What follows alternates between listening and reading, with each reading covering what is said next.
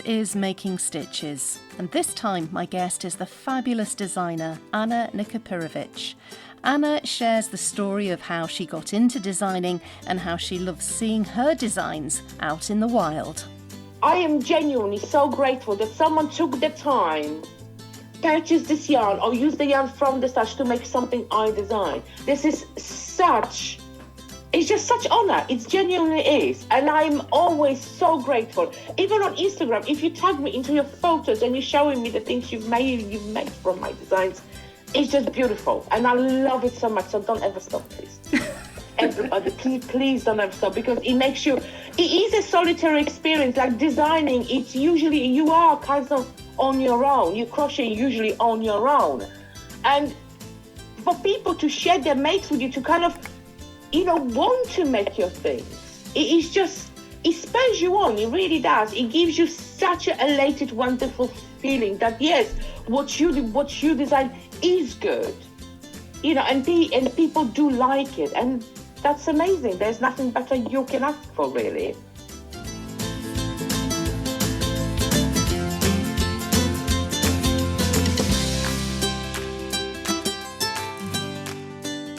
Hello and welcome to Making Stitches. I'm Lindsay. I've loved being creative for as long as I can remember, and I love to hear about other people's creativity too. With Making Stitches podcast, I'm able to chat to artists, designers and makers about their creativity and then share their stories with you. This time my guest is Anna Nikipirowicz, a prolific designer who specialises in crochet, embroidery onto crochet, Tunisian crochet and knitting. Anna is well known in the yarn world for her textured designs and her passion to teach others to explore different techniques. Anna has shared her love of stitch patterns in a series of books and through workshops where she helps people build their confidence with yarn. I'm so glad I was able to have this chat with Anna after a brief encounter with her last year. Anna, thank you so much for saying yes to coming on to Making Stitches podcast. It's so lovely to have a chat with you. Our paths crossed at Yarndale last year, actually. It was. Yes. Yeah, so I was sitting on the table next to the one that you were running a class on, and I kept being distracted because it looked so fascinating what you were doing. Yeah, no, it was an experience. Oh my God, Yarndale was such a great experience. It was my first time there visiting and exhibiting. Wow. And teaching. It was all first. Wow. Yeah, it was an extraordinary experience. It's an amazing show, genuinely an amazing show. Yeah, it and is. For years and years, everyone was saying to me like, "Oh, the Yarndale is amazing, is amazing." And I was like, yes, one day. And yeah, they were absolutely right. It is amazing. Absolutely fantastic, yeah. Oh, yes. And I can remember waiting when I was standing at your stand just to have a chat with you, because there were so many people who just wanted to come and talk to you. And I think you just had your book really about lovely. Socks had just come out as well at that time, round about that time. So you had quite a few people wanting to get you to sign their books. So that was fascinating. But it was so nice. It was so great. Honestly, it was just great. Yeah. Yeah, it was a brilliant weekend. So first of all, I'd love to know how you ended up doing what you're doing, because you're such a creative person, not just in the one craft, knitting and crochet and embroidery, obviously, because that's what the workshop and was. Tunisian crochet. Let's not forget about and Tunisian crochet. I love Tunisian crochet. I'm trying to kind of like persuade everyone into the Tunisian crochet. It's amazing. Do you know what? It's like, oh, by the way, thank you so much for inviting me. Sorry. Oh, it's my pleasure. You said welcome. I was supposed to say thank you so much. It's a pleasure to be here. You know what? I grew up in Poland. So I grew up in a country where in the time as well, I grew up in a small town. My grandparents had a farm in a small village, and everything was made. My grandparents literally made everything, from butter to clothing to everything, apart from cloth. But, crochet and stuff like that, it was a standard. My mum was amazing at it. Everyone around me did it. Everyone crocheted and knitted. We also had home economics school and like classes at school where we learn, to boil an egg, to make mashed potatoes, to sew on a button, and I remember to wire a plug. I made a bedhouse as well. and we learned to knit and crochet and embroider there as well. And so, but I wasn't really interested in it, to be fair. It's not something that I thought it was boring. I genuinely thought it was really boring. And I didn't really take to it at all. My mom was an extraordinary knitter. She made the most amazing things. My grandma did it because she had to. It wasn't something she enjoyed. It was another things on a long list of things to actually do. So it wasn't something that came with love to her. But anyway, I didn't care. I was like, oh no, it's so boring there. And then I came to UK about 30 years ago. And I remember I went with my mum to John Lewis, and we went to haberdashery. And I was like, oh my God, what's that? And she goes like, it's yarn. I was like, well, this is yarn? She was like, yes. I was like, where is the beige? I remember from my days. Everything was beige or red or blue. There was no color in yarn, do you know what I mean? And she was like, oh, never mind. But then she passed away. And it's kind of like, I remember when she used to teach me how to knit and crochet. And she was so patient. She was really patient with me because I need to be shown things, and it takes a while for me to get to grips with like a thing. And she was really patient, and she loved it so much. And I decided to do it because it would kind of be my way of being close to her, showing the memories again, kind of, evoking the memories again. And that's how I started again. And I used to work in Mortlake, and there was a haberdashery shop in Mortlake. And I was like, I'm going to just pop over and get some needles, and some yarn and stuff like that. And I got it. And I was like, God, what do I do with this, kind of thing. And I had the book, and it was before YouTube, so everything was books and stuff. And then I went to John Lewis, and the Rowan ladies kind of helped me a lot and stuff like that. And and an obsession was born. And I was just like, oh my God, this is amazing. How did I think that this was ever boring? This was the most amazing thing ever. But I suppose you have to grow to those things. Do you know what I mean? But that's how it all started, really. Yeah. Wow. Well, there's a big difference between utility knitting and crochet. I mean, I grew up in a time where my grandma knitted like matching jumpers and cardigans, and there was a lot of beige in my childhood too. Yeah. But there's a difference between that and doing it for the joy of it. For joy, yeah. It's different when you're doing it because you have to. Because if you don't do it, you don't have the woolen socks for winter. And Poland had incredibly hard winters. So we had to have the woolen socks, the woolen hats, the woolen gloves. So it's very different when you're doing it for the joy of it and the love of it. Then you're doing it because you have to do it. Because if you don't, then you'll be cold. So, yeah. So that trip into that haberdashers then, that opened a whole new world to you. It was, yeah. Oh my God, yeah, the haberdashers. It was this kind of like this. As I said, I worked in Mortlake, and the shop was on a high street, and it was this kind of old style of haberdashery shop that it has everything in it. Whatever you can dream of, it will have it. And the lady who ran it was called Sue. And every color, she had every single color of Velcro you could ever possibly want or need. And I was always amazed by it, but this row of Velcro in different colors. It was a beautiful shop actually, yeah. It was like Aladdin's cave, actually. It was really nice. It sounds amazing. And once you step into a place like that, your imagination just goes wild with possibilities, doesn't it? Absolutely, yeah. Again, anything you want, she had it. Yeah. So did you start off back with knitting first then? Was that the first kind of craft that you explored? Yes, I did, yeah. It was really weird because I kind of, my muscle memory was there. And I immediately, my mum used to cast on all the time using the long tail method. And I immediately did that without even thinking about it. So your muscle memory stays there. The only difference was I was taught in continental way, and I use it when I do feral. But I remember when I went for help from the Rowan girls, they were knitting all in a throwers way, and I tried it, and I find it easier. So for me, the throwers way was a lot easier than the way I learned originally. So then I kind of incorporated the throwing way. So when I do feral, I do it in both hands. So I will do it the continental way and the throwers way. But mostly I will use a throwers way. I just find it easier. And some people say like, no, continental one is better.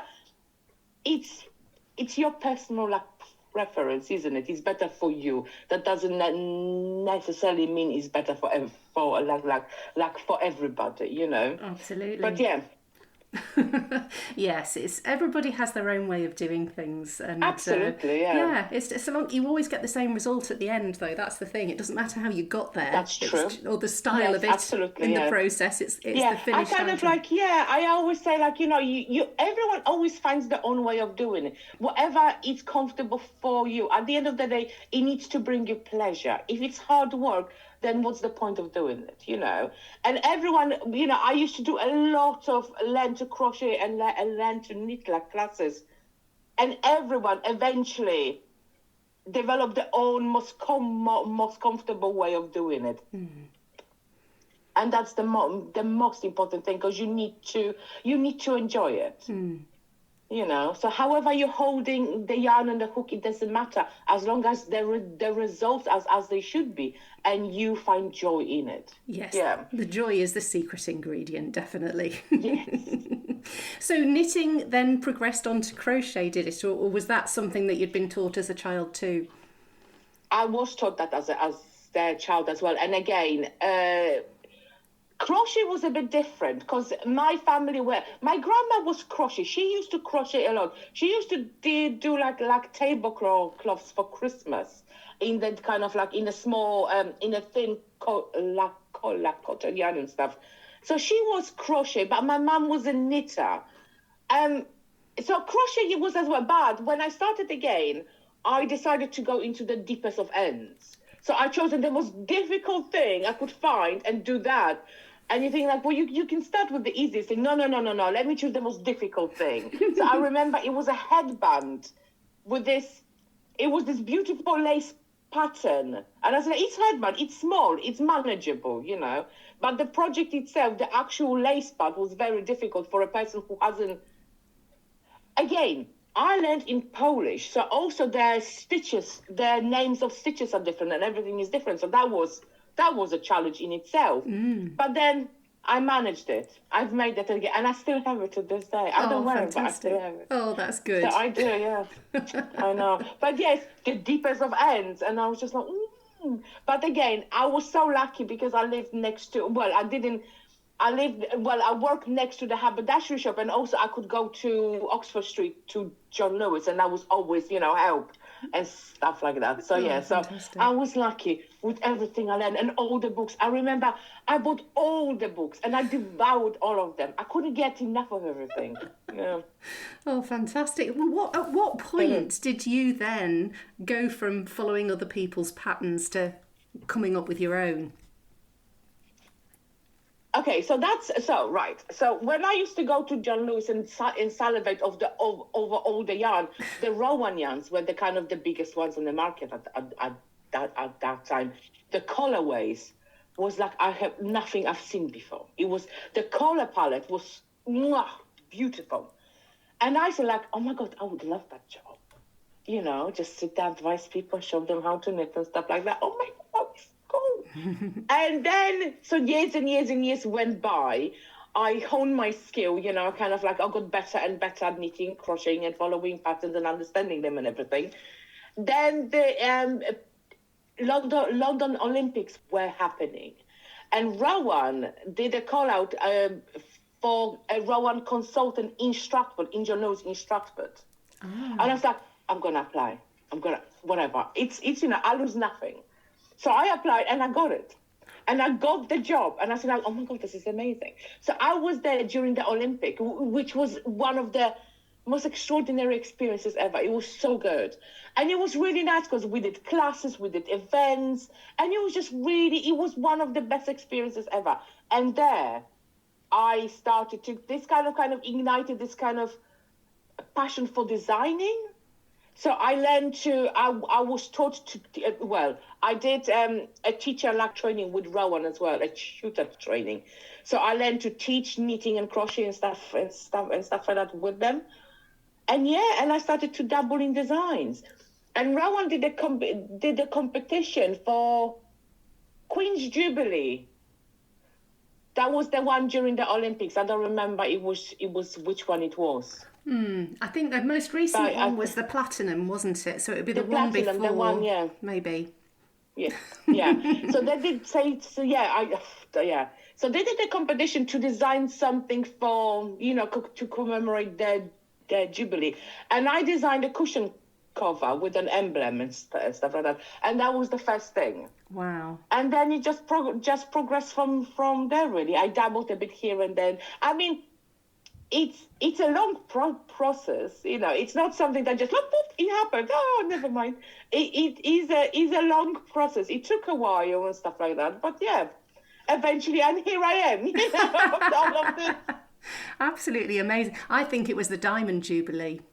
I think it might have been round about London 2012 kind of time. Yeah, it was it the Diamond? I don't know. It probably was. I don't remember. But it was during the Olympics. Yeah, around the time of the Olympics. Yeah. What an amazing opportunity, though, to be. I mean, it was a time when the country was just buzzing with the excitement of it, wasn't it? And to actually have almost a front row seat to it, really. Yeah. It was really, really cool. And we won some tickets as well and stuff like that. It was really cool. It was just the whole atmosphere. And we had also the Olympic teams coming to John Lewis as well. And they were giving us badges and things. I was like, oh my God, I collected all those badges. And stuff like that. It was really amazing, honestly. It was such a great experience. It was great. Can you take any credit for Tom Daly's knitting adventures then? Did he come and see you for advice? No, he never did. Never did. I cannot take any credit at all. What a shame. Tom Daly's his own credit, yeah. So then obviously things have incredibly fast forwarded on. You've written so many books and you teach, like you were teaching when I first met you in September, and you do so much. It boggles my mind how much you actually do and how varied your different techniques are. It's absolutely fascinating. I think because this is now my job. So there was quite a few years where I had another job, the one I get paid on monthly basis, on regular basis. But suddenly as a freelancer, it's like, I eat today, tomorrow perhaps not, do you know what I mean? It's not that grim, obviously, but, as a freelancer, you never, your money is not secured, if you know what I mean, So for years and years, I had another job. So I was doing this. They call it a side hustle, but I hate saying it's side hustle because side hustle means that it's like a little job here and there. It wasn't. It was a part-time job, you know what I mean? So I had a normal part-time job. Well, I said normal. This is normal. But I had a part-time job with regular money, and I had a part-time job without regular money, just kind of up and down. So for years and years I did that. Then I decided, you know what, enough is enough. I'm tired. I need to get some balance done because it was getting overwhelming. It was getting too much.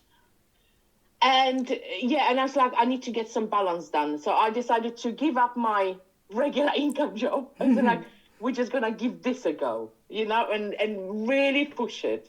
And so far, touch wood, so good, Hopefully it will stay like this, Oh, fantastic. Well, long may it continue. I mean, I was just hearing that you've got some quite exciting trips planned in the near future with your creativity. Do you want to tell me a bit about that? So I am very fortunate to work for Stitchopia. Stitchopia is a travel company who organizes craft holidays. So they specialize in knitting, crochet, embroidery, patchwork, sewing, everything. They are brilliant. And they organize the holidays. So they do retreats and they do holidays abroad. So this year, I'm going to Finland. I'm going to Peru. Wow. That's so exciting. I know. I know. There are so many. I'm going to France. I'm going to do William Morris one, which is in UK. And there's lots of like real like retreats in between. So it's honestly, genuinely, it's like a pinch me thing. I could never believe that I would be doing these extraordinary things. And it's just, yeah. And I'm so excited. So excited. Yeah. Yes.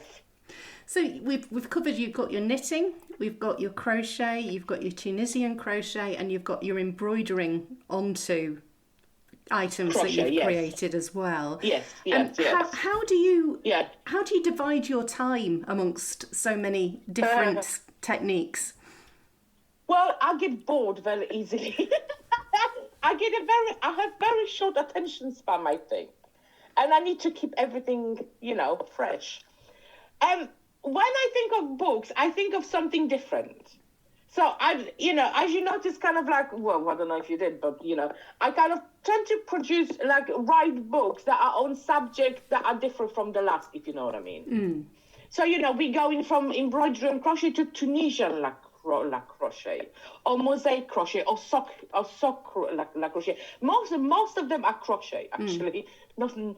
I think there's only the mosaic one is combination of knitting and crochet, but most of them are crochet only. But I like to share techniques with people. I like to open up the world of different things because I'm like this. I like to learn new things all the time. And the wonderful thing with knitting and crochet is like you are never bored. There's always something new to learn. No matter how much you learn, there is more to learn.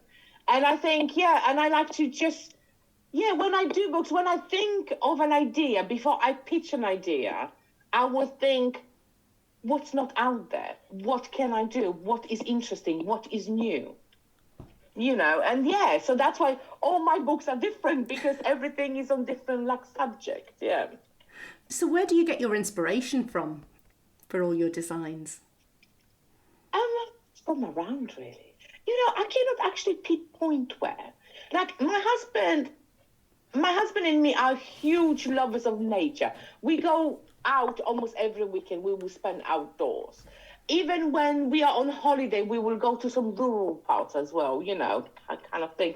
So nature is always the biggest thing. But I think inspiration can be absolutely everywhere. I don't believe in a certain thing, only this gives me inspiration. Let's say only Art Deco will give me inspiration. I think everything can give you inspiration. It's just, a silly pattern on the wall or on a pavement, everything inspires you, I suppose. Well, I'm like this anyway. I find inspiration everywhere. Yeah, I can just say everywhere, really, to be honest, because I cannot pinpoint to a one thing. Yeah. And what about when you're at your shows and you're interacting with people and teaching? What's it like actually being with people that are making your designs? I guess it's quite a solitary experience when you're just sitting at home designing, but actually to see your designs in the outside world and meet the people who are making them. What's that like? To be honest, meeting people who made my design and they're showing me the design is the biggest honor I could ever dream of. Honestly, I am so thankful. Every time someone comes up to me and shows me the design, it's my heart soars. Honestly, I feel like crying, actually. Oh my God, I'm so emotional. I'm going through my menopause, so everything makes me cry. I'm emotional about everything now.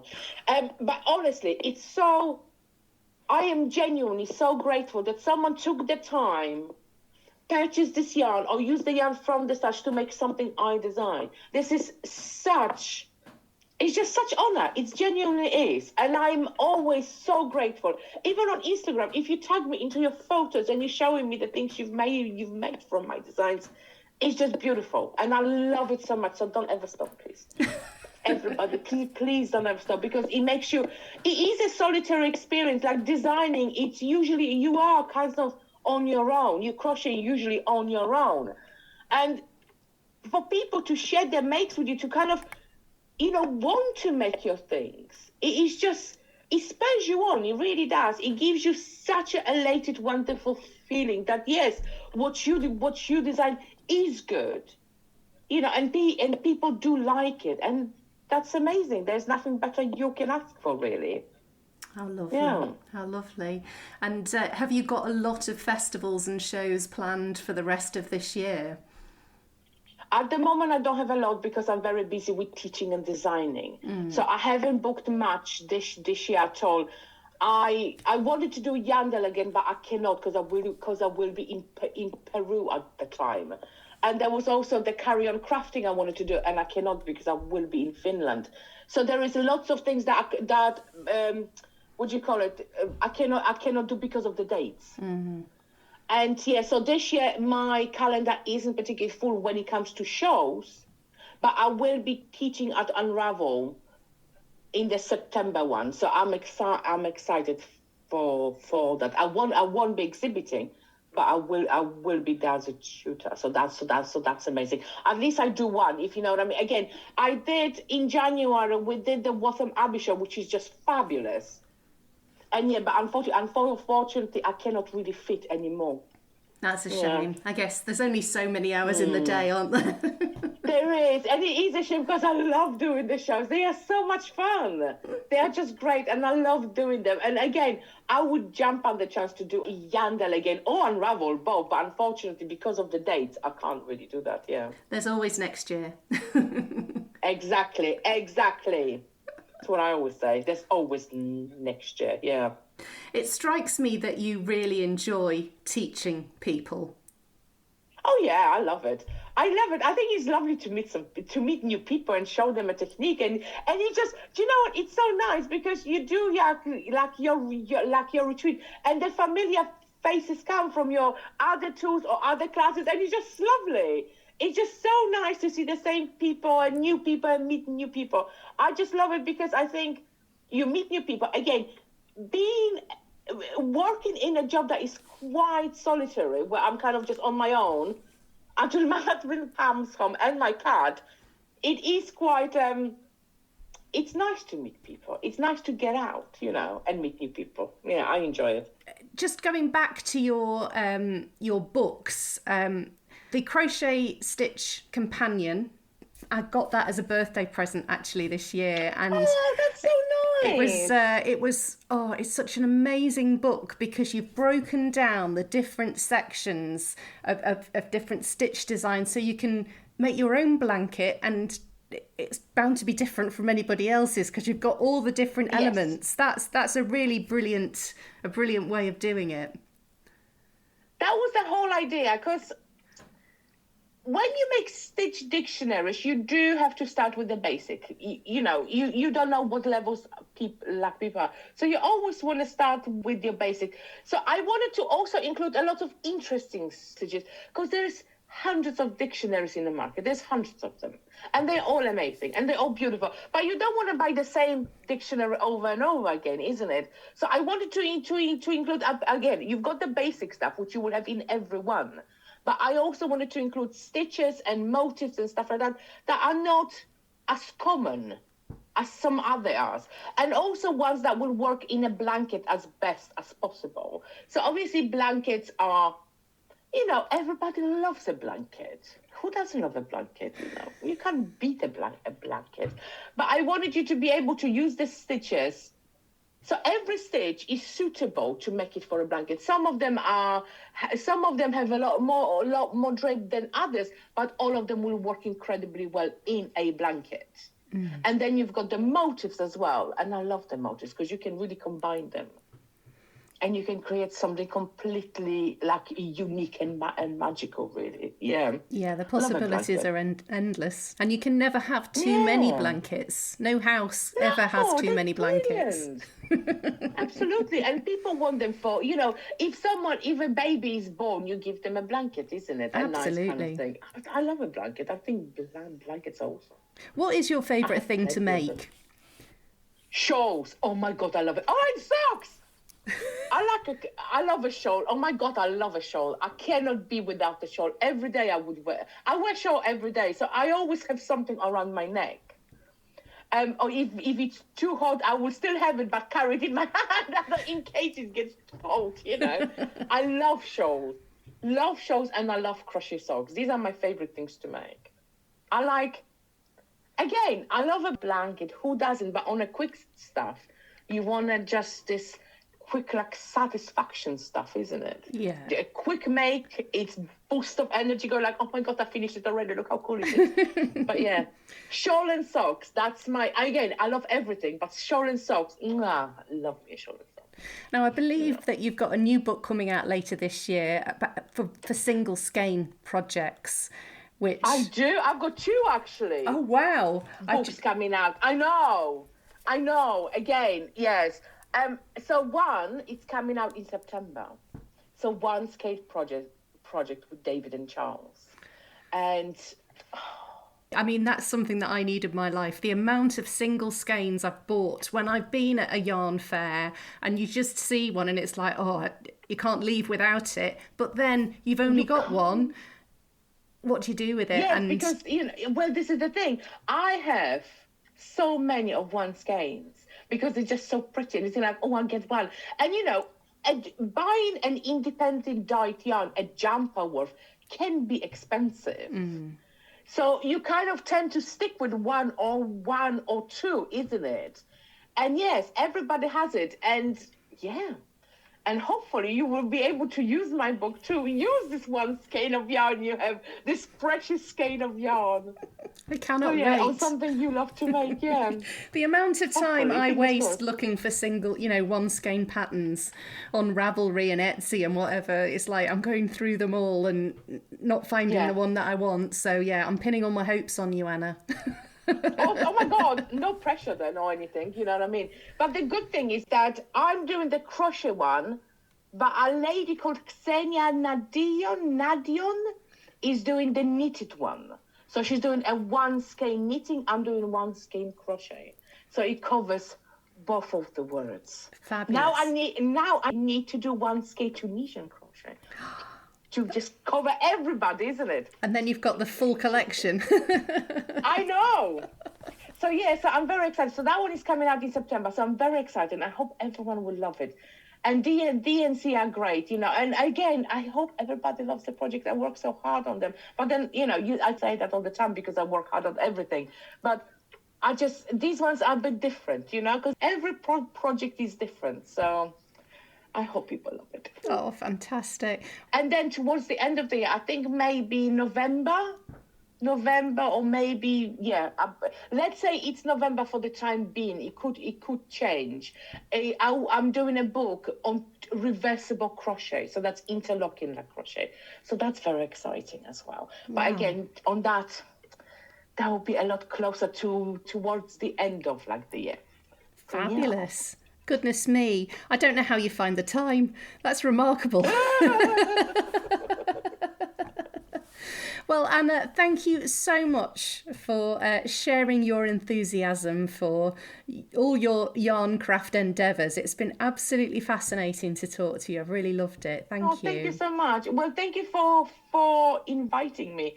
And I know it's been few months, but we got there eventually. We did. We got there in the end. Oh, Anna, thank you so much. Do take care of yourself and enjoy your trip to Peru. Oh, thank you. Oh my God, I can't wait. I cannot wait. My thanks again to Anna for speaking to me for Making Stitches. You can find links to Anna's website and Instagram account in the show notes for this episode. That's all for this time. I'll be back again in 2 weeks' time with more creative chat for you. And don't forget, there are more than 100 episodes of Making Stitches podcast sitting in the archive if you need something else to listen to in the meantime. If you enjoyed listening to this episode, please share it with anyone who you think would like to hear it too. And can I please ask you a little favour? That's to rate and review Making Stitches podcast wherever you listen so more people can find it in future. Thank you very much for listening. Until next time, take care and enjoy your crafting.